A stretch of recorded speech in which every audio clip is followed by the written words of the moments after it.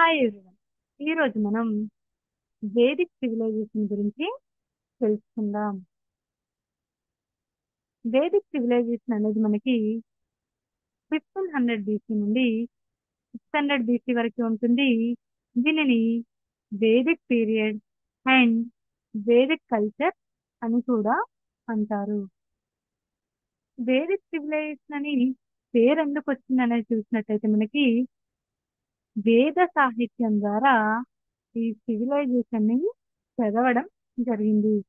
అందువల్ల దీనిని Vedic civilisation అని అంటారు. ఇక్కడ పీపుల్ చూసినట్టయితే వీళ్ళు నొరాడిక్ రేస్ కి చెందిన వాళ్ళు. వాళ్ళని ఆర్యన్స్ అని అంటారు. వీళ్ళు ఆర్యన్ లాంగ్వేజ్ మాట్లాడేవారు. సో అందువల్ల ఈ సివిలైజేషన్ ని ఆర్యన్ సివిలైజేషన్ అని కూడా అంటారు. సో మనం చెప్పుకున్నాం కదా, ఇది వేదిక్ లిటరేచర్ ద్వారా చదవబడిందని. సో ఈ రోజు మనం వేదిక్ లిటరేచర్ గురించి ముందుగా తెలుసుకుందాం. సో వేదిక్ లిటరేచర్ ని ఆర్యన్స్ కంపోజ్ చేయడం జరిగింది. ఒక మ్యాగ్నిఫెంట్ అండ్ మాసివ్ అద్భుతమైన భారీ సాహిత్యాన్ని ఆర్యన్స్ కంపోజ్ చేయడం జరిగింది. ఇది సంస్కృత్ లాంగ్వేజ్ లో కంపోజ్ చేయడం జరిగింది. సో దీనిని వేదిక్ లిటరేచర్ అని అంటారు. ఇది ప్రధానంగా మనకి రిలీజియస్ అండ్ ఫిలాసఫికల్ నేచర్ లో ఉంటుంది. దీనిని ఓరల్ గా కంపోజ్ చేయడం జరిగింది. అంటే ఒకరి నుండి ఇంకొకరు అలా చెప్పుకోవడం ద్వారా ఈ లిటరేచర్ ని కంపోజ్ చేయడం అనేది జరిగింది. ఇందులో మనకి 8 మేజర్ పార్ట్స్ అనేటివి ఉంటాయి. అవి వేద, బ్రాహ్మణ, హర్యంకాస్, ఉపనిషత్, వేదాంగాస్, పురాణాస్, ఉపవేదాస్ అండ్ ఇతిహాసాస్. సో మనకి వేదాస్, బ్రాహ్మణాస్, హర్యంకాస్, ఉపనిషత్ ని కలిపి శృతి అని అంటారు. శృతి అంటే మనకి రెసిటేషన్ అని అర్థం, అంటే పారాయణం.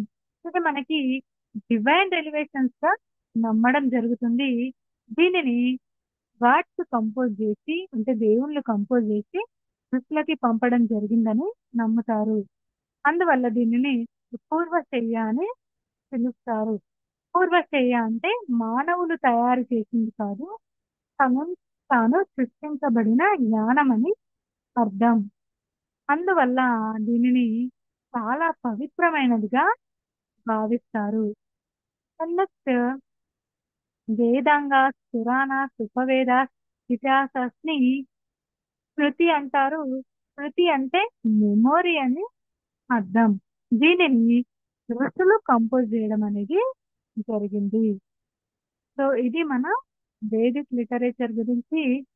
And next, so Vedic literature లో 8 పార్ట్స్ అని చెప్పాగా, సో ఒక్కో దాని గురించి చూద్దాం. ముందుగా మనం వేదాస్ గురించి చూద్దాం. సో ఈ వేదాస్, సో వేద అనే పదం మనకి రూట్ విద్ నుండి డెరైవ్ చేయడం జరిగింది. రూట్ విద్ అంటే మనకి నో ఆర్ నాలెడ్జ్, అంటే జ్ఞానం అని అర్థం. సో మనకి ఇందులో 4 వేదాలు ఉంటాయి. అవి ఋగ్వేద, యజుర్వేద, సామవేద అండ్ అథర్వవేద. సో ఈ 4 వేదాలను కలిపి సంహితాస్ అని అంటారు. ముందుగా మనం ఋగ్వేద గురించి చూద్దాం. ఋగ్వేద అనేది మనకి ఓల్డెస్ట్ వేద. ఇంకా మనకి 1028 ఫేమస్ శ్లోకాలు ఉంటాయి. వీటిని 10 బుక్స్, అంటే 10 మండలాస్ గా డివైడ్ చేయడం జరిగింది. సో మనకి ఫేమస్ గాయత్రి మంత్ర, అలాగే పురుష సూక్త ప్రేయర్ అనేది ఇందులోనే ఇంక్లూడ్ చేయడం జరిగింది. సో ఋగ్వేద ని ఓత్రి అని పిలిచేవాళ్ళు.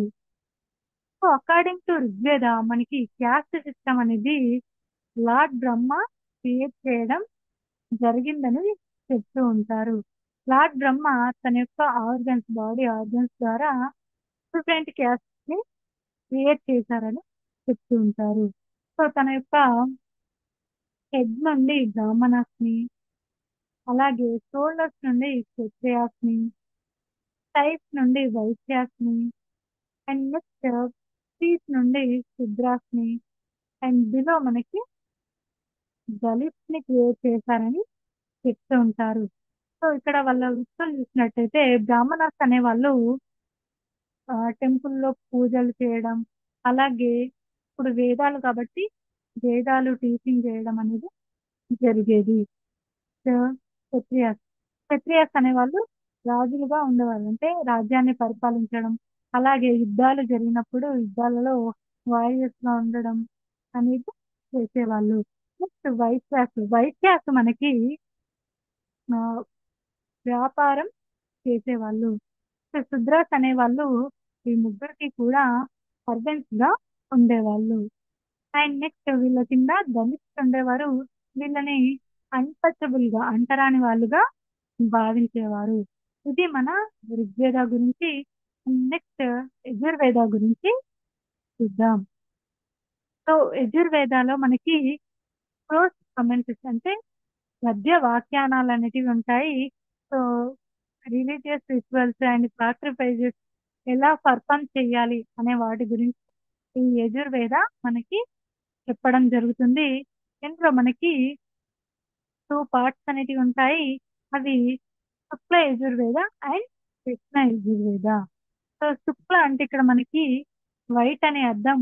ఇంట్లో మనకి ఓన్లీ హైమాస్ మాత్రమే ఉంటాయి, శ్లోకాలు మాత్రమే ఉంటాయి. నెక్స్ట్ కృష్ణ అంటే బ్లాక్ అనే అర్థం. ఇంట్లో మనకి హైమాస్ అండ్ క్లోజ్ కమెంట్రీస్ అనేటివి ఉంటాయి. And next Samaveda. So Samaveda అంటే ఇక్కడ మనకి మ్యూజిక్ కి సంబంధించింది. ఇక్కడ సామ అంటే మ్యూజిక్ అని, అలాగే వేద అంటే నాలెడ్జ్. సో మ్యూజిక్ కి సంబంధించిన నాలెడ్జ్ గురించి తెలిసే వేదాన్నే మనం సామవేద అంటాం. ఇందులో కంప్లీట్ గా ఛాన్స్, మెలోడీస్, సో రిచువల్స్ దగ్గర ఎలా పర్ఫామ్ చేయాలి, ఎలా పాడాలి అనే కంప్లీట్ డీటెయిల్స్ అనేవి ఈ సామవేదాలో ఉంటాయి. సో అధర్ణ వేద. సో అధర్ణ వేదాలో మనకి టూ డిఫరెంట్ రెసిషన్స్ సవరణల నుంచి ఉన్నాయి. అవి పిప్పలాడ సంహిత అండ్ సౌనకీయ సంహిత. సో నెక్స్ట్ ఇందులో మనకి 711 హైమాస్ అనేటివి ఉంటాయి. ఇవి 20 చాప్టర్స్ గా డివైడ్ చేయడం అనేది జరిగింది. ఇక్కడ మనకి ఛాన్స్ అంటే అందచందాల గురించి, smell towards diseases and evils గురించి డీల్ చేయడం జరుగుతుంది. సో దీనిని బట్టి మనం ఇక్కడ మూఢనమ్మకాలు ఉన్నాయని చెప్పుకోవచ్చు. అండ్ నెక్స్ట్ ఇక్కడ కొందరు స్కాలర్స్ ఈ అథర్ణ వేద అనేది ఆరియన్స్ కాదు, నాన్ ఆరియన్స్ కంపోజ్ చేశారని చెప్తూ ఉంటారు. సో ఇది మన 4 వేదాల గురించి: ఋగ్వేద, యజుర్వేద, సామవేద అండ్ అధర్ణ వేద గురించి. నెక్స్ట్ మనం బ్రాహ్మణస్ గురించి చూద్దాం.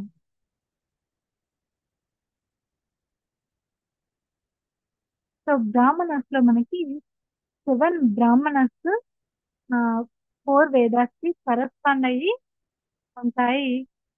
సో ఇందులో మనకి రిచువల్ కి రిలేటెడ్ గా పోస్ట్ నాన్ వెజ్ అనేటివి ఉంటాయి. అవి మనకి ఒకటి ఆత్రేయ బ్రాహ్మణ అండ్ కౌశితకి బ్రాహ్మణ. ఇది మనకి ఋగ్వేదాకి రిలేటెడ్ గా ఉంటుంది. నెక్స్ట్ శతపథ బ్రాహ్మణ. ఇది మనకి శుక్ల యజుర్వేదాకి రిలేటెడ్ గా ఉంటుంది.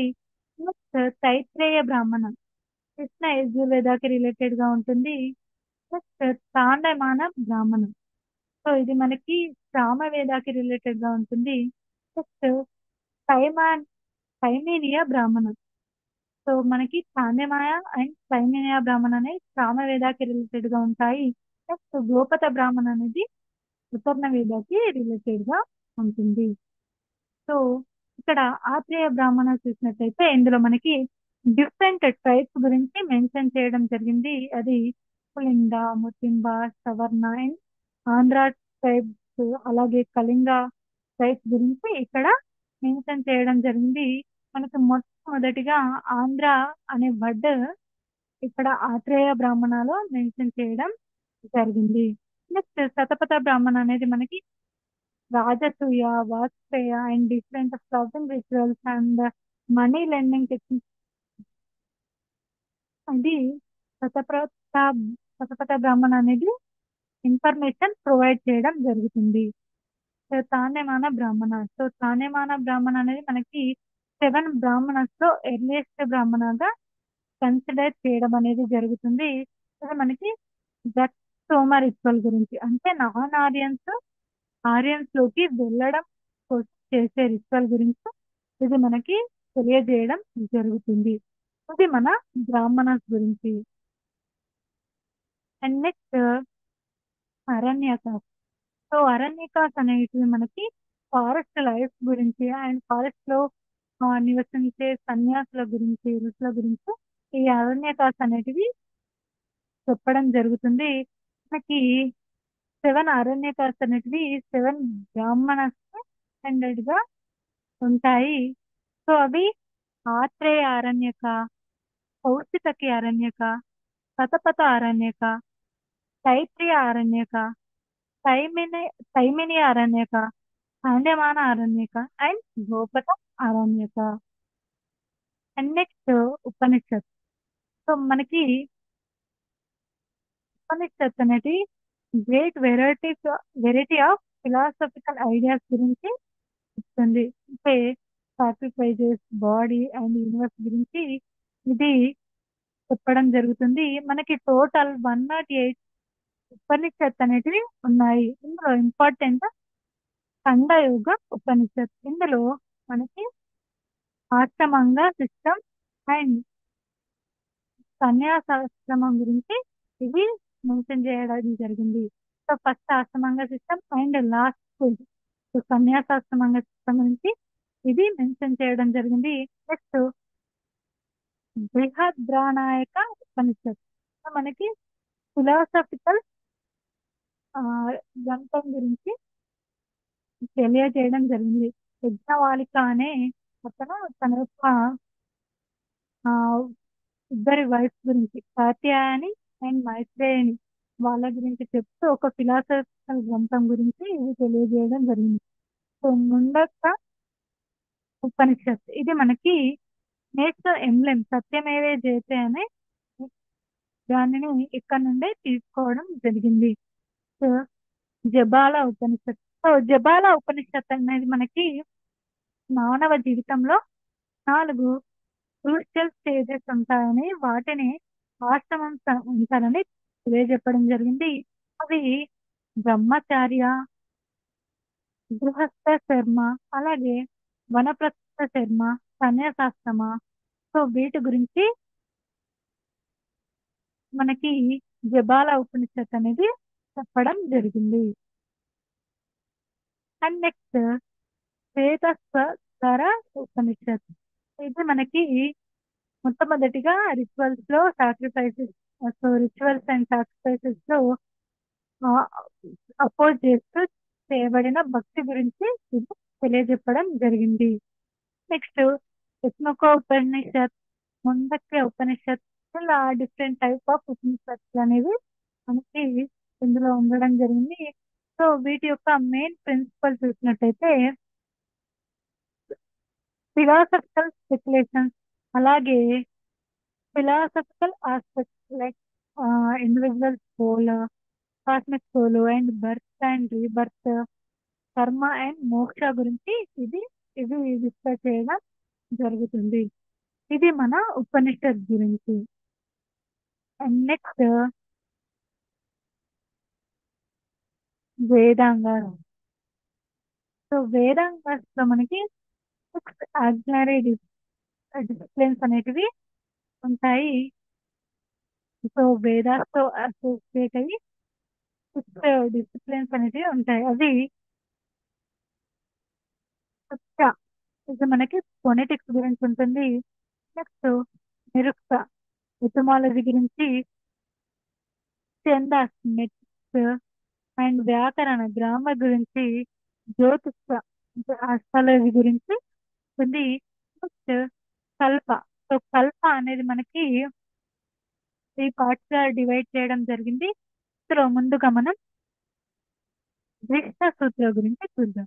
సో ఇందులో మనకి మానవ జీవితంలో 16 రకాల రిచువల్స్ అనేటివి ఉంటాయని తెలపడం జరిగింది. వాటిని షోడశ కర్మాస్ అని అంటారు. సో మనిషి పుట్టినప్పటి నుండి చనిపోయే వరకు మనకి 16 రకాల రిచువల్స్ అనేటివి ఉంటాయి. వాటిని ఏ విధంగా చేయాలి, ఎలా చేయాలి అనేది ఈ యొక్క భీష్మ సూత్ర అనేది చెప్పడం జరుగుతుంది. సో అవి మనం ఇప్పుడు తెలుసుకుందాం. సో ముందుగా గర్భాధారణ. అంటే మహిళ తన యొక్క మ్యారేజ్ అయిన తర్వాత ప్రెగ్నెంట్ రావడానికి కోసం చేసే రిచువల్ నే మనం గర్భాధారణ రిచువల్ అంటాము. నెక్స్ట్ పుంచావన రిచువల్, ఇది మనకి అబ్బాయి పుట్టడం కోసం చేసే రిచువల్. నెక్స్ట్ సీమంతాయ. సో పుట్టబోయే బిడ్డ ఎవరైతే ఉంటారో వాళ్ళు సేఫ్టీగా అలాగే హెల్దీగా పుట్టడానికి ఈ యొక్క రిచువల్ అనేది చేయడం జరుగుతుంది.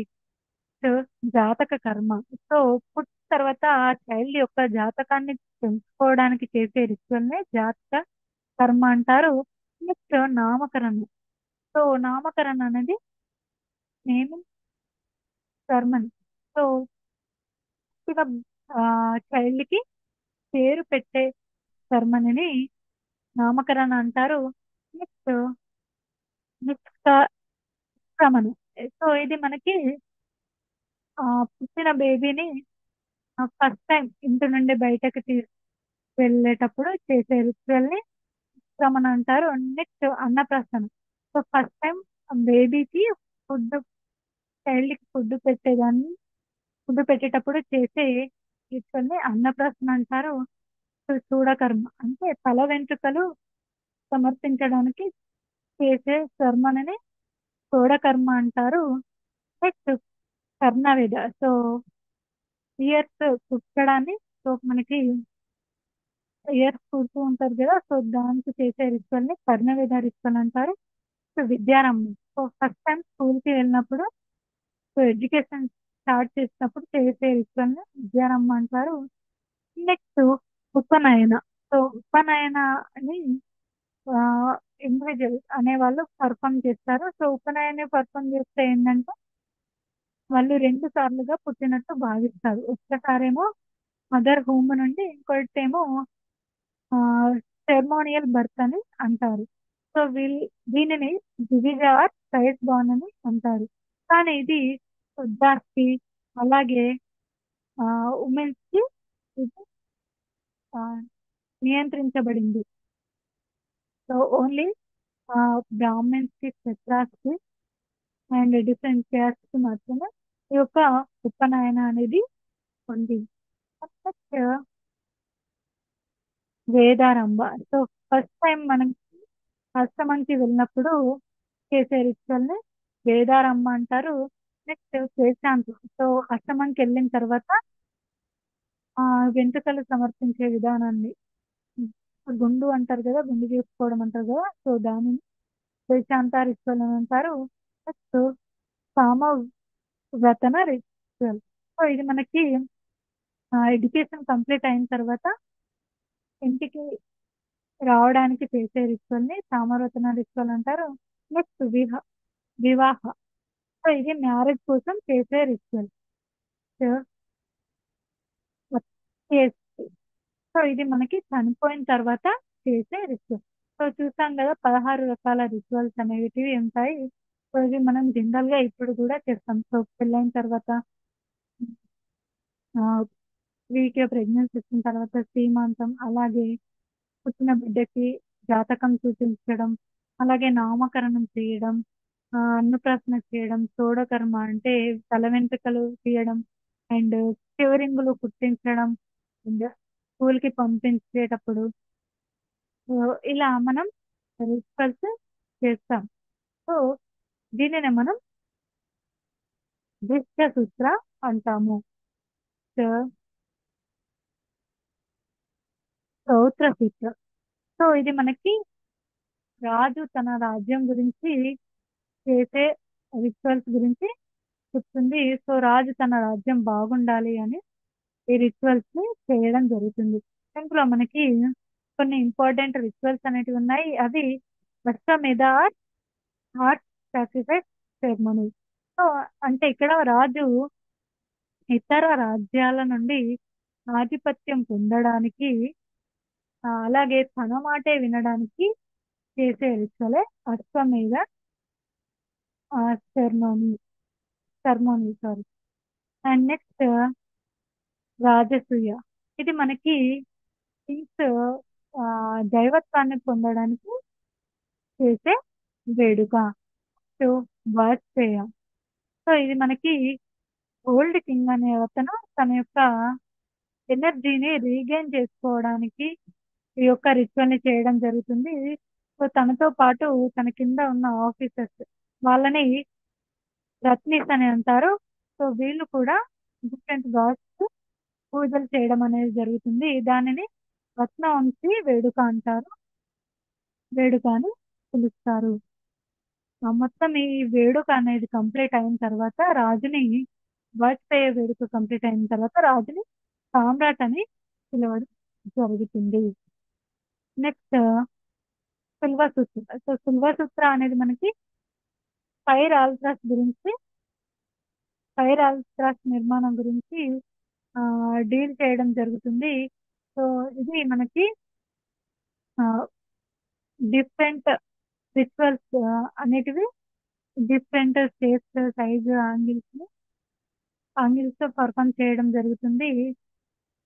సో వితౌట్ ఫైర్ తో ఈ రిచువల్ అనేది పర్ఫామ్ చేయడం జరగదు.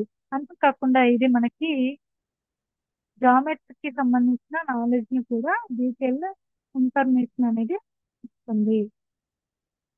నెక్స్ట్ పురాణాలు. సో పురాణాస్ లో మనకి మైథాలజీ గురించి అలాగే డిఫరెంట్ థింగ్స్ గురించి ఇన్ఫర్మేషన్ అనేది ఇవ్వడం జరుగుతుంది. సో మొట్టమొదటి కింగ్ పరీక్షిత్ నుండి ఇది మనకి ఇన్ఫర్మేషన్ అనేది ఇవ్వడం జరుగుతుంది. మనకి టోటల్ గా 18 పురాణాస్ అనేటివి ఉన్నాయి. అందులో ఇంపార్టెంట్ వి చూసినట్టయితే మనకి వాయు పురాణ, విష్ణు పురాణ, మార్కండేయ పురాణ, మత్స్య పురాణ, అలాగే భాగవత పురాణ అనేవి మనకి ఇంపార్టెంట్ పురాణాస్. సో ఉపవేదం. సో ఉపవేదాస్ అనేటివి మనకి మెయిన్ 4 వేదాస్ తో అసోసియేట్ అయ్యి ఉన్నాయి. అది ఆయుర్వేద. సో ఆయుర్వేద అనేది మనకి మెడిసిన్ కి సంబంధించింది. ఇది మనకి ఋగ్వేదతో అసోసియేట్ అయ్యింది. నెక్స్ట్ ధనుర్వేద. ఇది ఆర్చరీకి సంబంధించింది. ఇది మనకి యజుర్వేదతో ఉంటుంది. అండ్ నెక్స్ట్ గాంధర్వ వేద. ఇది గురించి ఉంటుంది. సామవేదతో అసోసియేట్ అయి ఉంటుంది. నెక్స్ట్ శిల్పవేదం. సో శిల్పాల గురించి ఈ వేదంలో ఉంటుంది. మనకి అధర్ణ వేదతో అసోసియేట్ అయ్యి ఉంటుంది. సో సో మనకి 2 టైప్స్ ఆఫ్ ఎపిక్స్ ఉన్నాయి. అవి రామాయణ అండ్ మహాభారత. సో రామాయణ ఆది కావ్య అంటాము. దీన్ని రచించింది వాల్మీకి. సో వాల్మీకిని సాంస్క్రిట్ లో ఆది కవి అని అంటారు. నెక్స్ట్ ఇందులో మనకి 7 పార్ట్స్ ఉంటాయి. సో ఇంక్లూడ్ ఉత్తరాఖండతో కలిపి 7 పార్ట్స్ ఉంటాయి. వీటిని ఖండాస్ అని అంటారు. టోటల్ 24,000 వర్సెస్ అనేటివి ఉంటాయి. సో మహాభారత అనేది మనకి వ్యాసం ద్వారా రచించబడింది. ఇందులో మనకి 18 చాప్టర్స్ అనేటివి ఉంటాయి. వీటిని పర్వాస్ అని తెలుగులో పర్వాలు అని అంటారు. సో భీష్మ పర్వ అనేది మనకి భాగవత భాగవత అనేది భీష్మ పర్వత అపెండిక్స్ అయి ఉంటుంది. Next the original name of Mahabharata చూసినట్టయితే జయ సంహిత. సో ఇందులో మనకి 1,00,000 శ్లోకాస్ అనేటివి ఉంటాయి. దీనిని శత సహస్ర సంహిత అని కూడా అంటారు. శత అంటే 1,00,000 అని అర్థం. ఇది మన ఎపిక్స్ గురించి నెక్స్ట్ వీడియోలో మనం ఆ, ఆర్యన్స్ ఇండియాకి ఎలా వచ్చారు, వాళ్ళ యొక్క జీవన విధానం సొసైటికల్ గా, పొలిటికల్ గా, ఎకనామికల్ గా, రిలీజియస్ గా ఎలా ఉందనేది తెలుసుకుందాం. సో ఈ వీడియో కనుక మీకు నచ్చినట్లయితే లైక్ చేయండి, షేర్ చేయండి, సబ్స్క్రైబ్ చేయండి. Thank you.